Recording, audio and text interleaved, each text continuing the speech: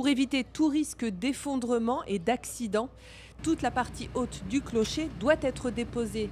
Les ardoises et la charpente vont être retirées, mais tout commence par la croix. C'est elle qui a pris la foudre. Ça sera la première fois et j'espère la dernière fois qu'on va dire que je porte cette croix-là. 4 jours après l'orage, les habitants sont nombreux à se poster devant l'édifice foudroyé. Tous ont en tête l'énorme détonation. J'ai découvert, chose que je ne connaissais pas, la peur viscérale, physique ou je ne sais pas quoi, tellement ça a tapé fort. C'était une véritable explosion, par 3 fois. On se demande d'où ça vient, surtout parce que le vent, il y avait déjà le vent, l'eau et tout ça.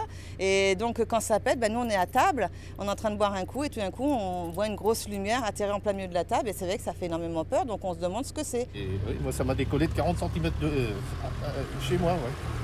Ça tombait à côté de chez moi aussi, la foudre, et donc c'est très... c'est dur. Hein. 4 maisons situées près de l'église avaient été évacuées. Les habitants pourraient retourner chez eux d'ici 1 semaine après la mise en sécurité extérieure. L'étape suivante, c'est l'accessibilité à l'église. Après la dépose, il y aura une vérification de la structure. Parce que comme il y a eu un souffle, voilà, il y a eu des vibrations, il y a eu peut-être qu'il y a des choses qui n'apparaissent pas au jour d'aujourd'hui et qui seront découvertes demain.